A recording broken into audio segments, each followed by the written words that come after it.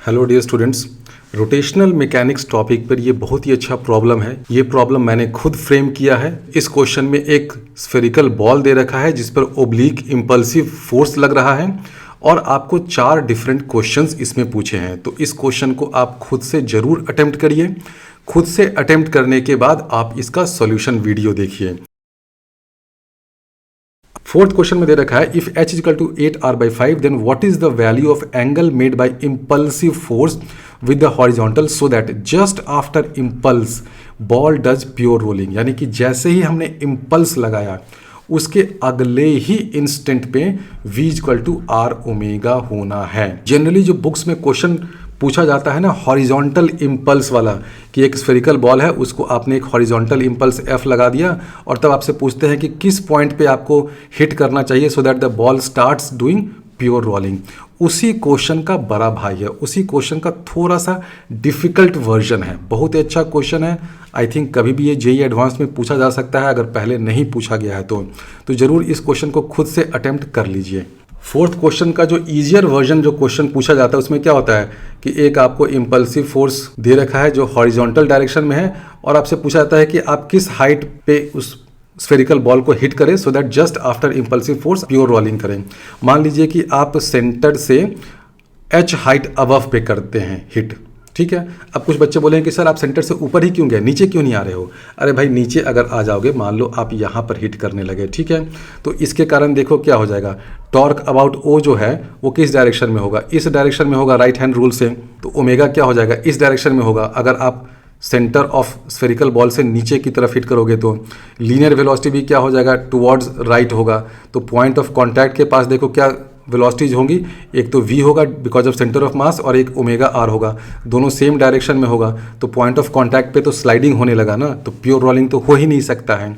इसलिए जब भी आपको एक स्फेरिकल बॉल में ऐसी जगह पे हिट करना है जिससे कि स्फेरिकल बॉल में pure rolling just after impulse start हो जाए, तो वो जो पॉइंट आप हिट कर रहे हैं ना वो इस ओ से ऊपर ही होना पड़ेगा।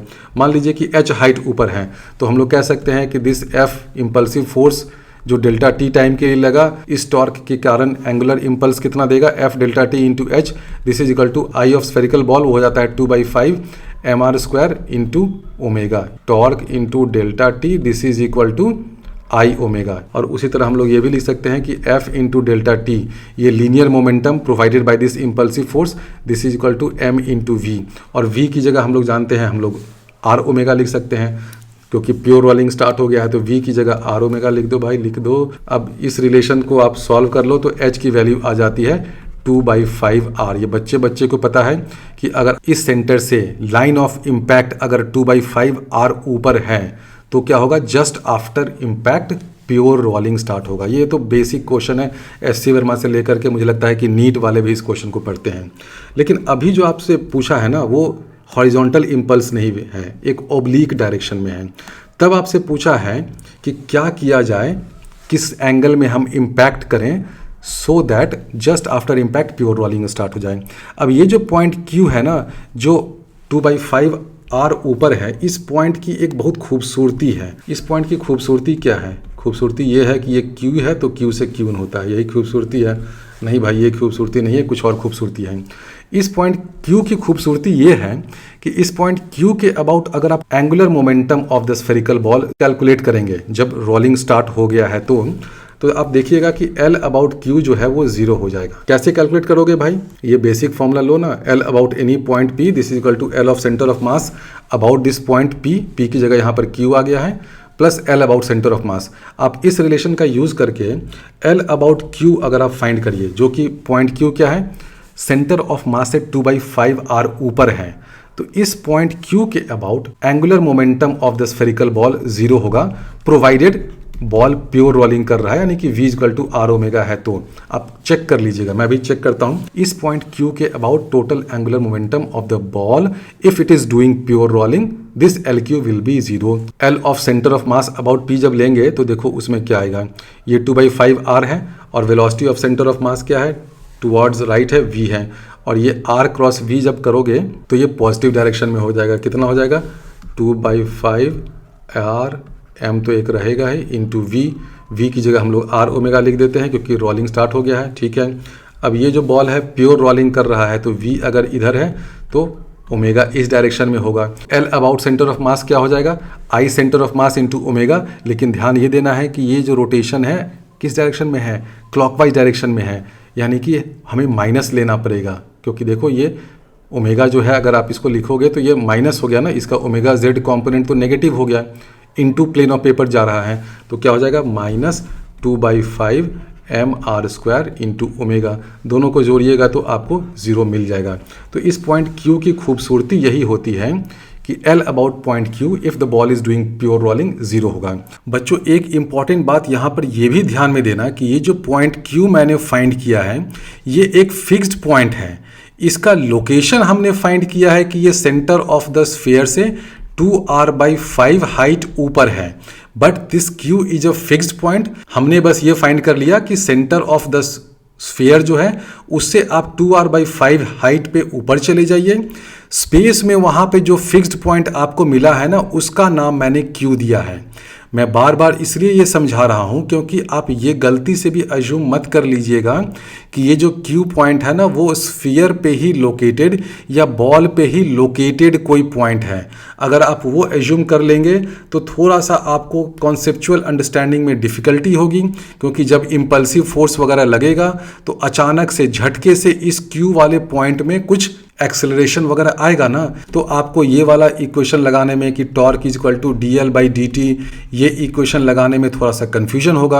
आपको कन्फ्यूजन ये होगा कि ये पॉइंट Q जो है वो सेफ ऑरिजिन है कि नहीं है। तो इसीलिए इस कन्फ्यूजन को हटाने के लिए मैं क्या बोल रहा हूँ कि हमने पॉइंट Q फाइंड किया है। ये पॉइंट Q एक फिक्स्ड पॉइंट है जो स्पेस में लोकेटेड है। इस पॉइंट Q का लोकेशन कहाँ पर है, सेंटर ऑफ द स्फीयर से आप 2r/5 हाइट ऊपर चले जाइए और ये पॉइंट Q और ये पॉइंट O और ये पॉइंट P कह लीजिए, या जो point of impact of the impulsive force है, ये सारे पॉइंट्स सेम वर्टिकल प्लेन में लाई करते हैं। ये सारे पॉइंट्स एक ही प्लेन में लाई करते हैं।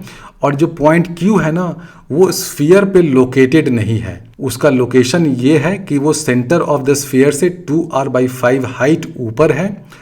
It is located in the same vertical plane which contains O, point of contact, point of impact. उसी वर्टिकल प्लेन में ये पॉइंट Q भी लोकेटेड है, but this point Q is a fixed point. अगर आप इस पॉइंट Q को एक fixed point in the space assume कर लेंगे तो ये जो पॉइंट Q है ये एक सेफ ऑरिजिन हो गया। जब ये सेफ ऑरिजिन हो गया तो आसानी से हम लोग conservation of angular momentum about this point Q use कर सकते हैं। क्वेश्चन में हमें दे रखा है हम इम्पल्सिव फोर्स लगा रहे हैं और हम चाहते भी हैं कि भाई इम्पल्सिव फोर्स के बाद प्योर रोलिंग होता रहे। तो अगर प्योर रोलिंग होता रहेगा तो इस कंडीशन को तो सेटिस्फाई होना पड़ेगा, इस कंडीशन को, ठीक है। तो आप चाहते हैं कि इम्पल्सिव फोर्स के बाद भी ये कंडीशन सेटिस्फाई रहे, यानी कि आप चाहते हैं कि ये जो इम्पल्सिव फोर्स आ रहा है, बाहर से लग रहा है, वो अबाउट Q कोई नया टॉर्क प्रोड्यूस नहीं करे, क्योंकि अगर कोई टॉर्क इसने प्रोड्यूस किया तो L अबाउट Q चेंज करेगा तो जीरो नहीं होकर के कुछ पॉजिटिव नेगेटिव हो जाएगा। यानी कि आप ये चाहते हैं कि torque about Q because of this external force, impulsive force, this has to be zero. Torque about Q has to be zero. ध्यान दीजिए, torque because of mg and torque because of n already zero है, क्योंकि ये जो mg और n force है वो इस पॉइंट Q से पास करता है। ड्यूरिंग इम्पल्सिव फोर्स ड्यूरेशन जो डेल्टा t है, ये फोर्स ऑफ फ्रिक्शन हम लोग नेग्लेक्ट कर रहे हैं, तो इसलिए इसका कोई भी टॉर्क अबाउट Q नहीं होगा। तो बचा ये एक्सटर्नल इम्पल्सिव फोर्स। हम चाहते हैं कि L अबाउट Q ज़ीरो रहे। इम्पल्सिव फोर्स के पहले obviously L about Q zero है, क्योंकि ओमेगा भी ज़ीरो है, V भी ज़ीरो है। इम्पल्सिव फोर्स के बाद हम चाहते हैं कि प्योर रोलिंग स्टार्ट हो जाए। प्योर रोलिंग स्टार्ट होगा तो L अबाउट Q ज़ीरो रहना पड़ेगा। तो हम ये चाहते हैं कि इम्पल्सिव फोर्स लगने के बाद भी L अबाउट Q ज़ीरो रहे, यानी कि टॉर्क अबाउट Q ज़ीरो होना पड़ेगा। टॉर्क अबाउट Q ज़ीरो होना पड़ेगा। अब तो सबने समझ लिया क्या करना होगा। तो इम्पल्सिव फोर्स इस डायरेक्शन में लगाइए कि वो पॉइंट Q से पास करे, बस यही डायरेक्शन होना चाहिए। तो क्वेश्चन सॉल्व। यानी कि जो इम्पल्सिव फोर्स है वो इस डायरेक्शन में लगे कि वो क्यू को इंटरसेक्ट करें। और हमसे पूछा है भाई लोगों ने कि भाई ये थीटा क्या होगा, एच क्वेश्चन में दे रखा है। ठीक है, अब इस थीटा को कैसे फाइंड किया जाए? बहुत सिंपल है, मैं ये करता हूँ कि सेंटर ऑफ मास से एक रेडियस वेक्टर यहाँ तक बना देता हूँ। ये वाला एंगल अल्फा कितना होगा? क्वेश्चन में दे रखा है कि h इजकल टू 8r/5, यानी कि ये हाइट आपको पता चल गई ना, पता चल गई। ये हाइट हो जाएगी 3r/5, क्योंकि ये पूरा h है 8r/5, उसमें से r ये माइनस कर दीजिएगा तो ये हो जाएगा 3r/5। तो ये अल्फा एंगल आपको मालूम हो गया, लिख लेते हैं, इसका नाम अल्फा ही लिखते हैं अभी। ये हाइट हो जाएगा 3r/5। ये क्या है भाई? ये तो रेडियस है। तो अल्फा की वैल्यू मुझे मिल गई साइन के टर्म्स में। Sine alpha is equal to क्या हो जाएगा? 3r/5/r, यानी कि साइन अल्फा आ गया 3/5। साइन अल्फा आ गया 3/5। अच्छा, ये वाला हाइट कितना है? ये तो पता ही है, अभी अपने पिछले क्वेश्चन में फाइंड किया था ना। ये जो Q जो खूबसूरत पॉइंट है ये कितना होता है? 2r/5 सेंटर से ऊपर होता है। तो लो भाई इसको भी लिख लो, इसका हाइट हो जाएगा 2r/5। ये एंगल होगा अल्फा माइनस थीटा। अब बच्चों को थोड़ा सा लग रहा है कि सर बहुत ज्योमेट्री हो गया। भाई इतनी ज्योमेट्री तो आनी पड़ेगी आपको। कैसे होगा मैं बताता हूँ। ये एंगल अल्फा है तो ये पूरा एंगल कितना होगा? अल्फा होगा। देखो ये अल्फा है तो ये भी अल्फा होगा। यहाँ तक ये छुटकू एंगल थीटा है जो मुझे फाइंड करना है। तो ये एंगल क्या हो जाएगा? Alpha minus theta. तो ये अल्फा माइनस थीटा है तो ये कितना हो जाएगा? वर्टिकली ऑपोजिट एंगल, खुद से बना के देख लेना। ये भी होगा अल्फा माइनस थीटा। तो ये वाला एंगल हो गया अल्फा माइनस थीटा। अब आपको फाइंड क्या करना है? अरे भाई इतने सारे थीटा अल्फा फाइंड कर दिए, हमें फाइंड करना है थीटा की वैल्यू। ज्योमेट्रिकली मैं फाइंड कर रहा हूँ, देखिए कैसे मैं फाइंड करता हूँ। ये एंगल हो गया अल्फा माइनस थीटा। अच्छा, ये एंगल कितना है? ये 90 प्लस थीटा है। क्यों? बहुत सिंपल है ना। आप देखो इसको अगर आप हॉरिजॉन्टल बना दोगे तो ये एंगल भी तो थीटा हुआ। देखो ये थीटा है तो ये थीटा हुआ, ये 90 हुआ, तो ये पूरा एंगल जो है ये वाला एंगल हो जाएगा कितना? 90 प्लस थीटा। मैं किस एंगल की बात कर रहा हूँ? इस एंगल की बात कर रहा हूँ। अब आप इस ट्रायंगल में, कौन से ट्रायंगल में? ये वाला नाम दे देते हैं टी। तो in triangle O T Q अब आप साइन रूल लगाइए। ये हो गया ओ, ये हो गया टी, ये हो गया क्यू। इस ट्रायंगल में छोटा सा ट्रायंगल दिख रहा होगा आपको, इसमें साइन रूल लगाइए। और ये ओ टी की वैल्यू क्या है? आर। तो ये मैं लिख दूँ r by sine 90 plus theta. Ultimately मैं इसको कॉस थीटा कर दूंगा, इसे मत घबराओ। This is equal to 2r/5 divided by sine alpha minus theta. ये कैसे हुआ देख लो। इसी क्वेश्चन को करने के लिए आप टॉर्क वर्क लगाइएगा, मुझे लगता है इससे ज़्यादा कॉम्प्लिकेटेड होगा। सबसे पहले देखो ये थीटा होगा तो ये 90 प्लस थीटा हो गया। ये अल्फा है, ठीक है, ये पूरा एंगल अल्फा है तो ये एंगल अल्फा माइनस थीटा हो गया। तो हमने इस ट्रायंगल में ओ टी क्यू, इस ट्रायंगल में साइन रूल लगाया। ये आर है तो r by sine 90 plus theta. This is equal to ये वाला देखो क्या है? 2r/5। ये 2r/5 है तो इसके ऑपोजिट एंगल है अल्फा माइनस थीटा। तो 2r/5 sine alpha minus theta. R तो भाई कैंसिल हो जाएगा, sine 90 plus theta cos theta हो जाएगा। और इस साइन अल्फा माइनस थीटा को आप LHS में ले जाइए न्यूमरेटर में, और साइन अल्फा माइनस थीटा क्या हो जाएगा? साइन ए माइनस बी वाला फॉर्मूला लगाए तो sine alpha into cos theta minus cos alpha into sine theta. नीचे में एक कॉस थीटा बैठा हुआ इंतजार कर रहा है। दिस इज इक्वल टू आ गया 2/5। साइन अल्फा की वैल्यू हमें ऊपर से मालूम है 3/5।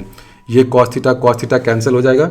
ये सब करिएगा तो आपको मिल जाएगा sine alpha minus cos alpha into tan theta. This is equal to 2/5। अब मालूम है कि साइन अल्फा की वैल्यू क्या है? 3/5। तो कॉस अल्फा क्या हो जाएगा? 4/5। सबको सब्स्टिट्यूट करिएगा तो आपको अल्टीमेटली मिल जाएगा कि tan theta is equal to 1/4। यानी कि अगर आप चाहते हैं कि जस्ट आफ्टर इम्पल्सिव फोर्स ये बॉल प्योर रोलिंग करें तो आपको इम्पल्सिव फोर्स किस डायरेक्शन में लगाना होगा? टैन इनवर्स 1/4 के डायरेक्शन में लगाना होगा। किस केस में? अगर h की वैल्यू 8r/5 है, यानी कि अगर आप 8r/5 हाइट पे इम्पल्स को लगा रहे हैं तो आपको ओब्लिक इम्पल्स ही लगाना पड़ेगा अगर आप प्योर रोलिंग चाहते हैं तो। क्योंकि देखिए 7r/5 में हमने दिखा दिया था कि हॉरिजॉन्टल इम्पल्स लगाने से प्योर रोलिंग हो जाता है। आप उस हाइट से ऊपर चले गए हैं तो हॉरिजॉन्टल लगाइएगा तब तो प्योर रोलिंग नहीं होगा, आपको ओब्लिक ही लगाना पड़ेगा।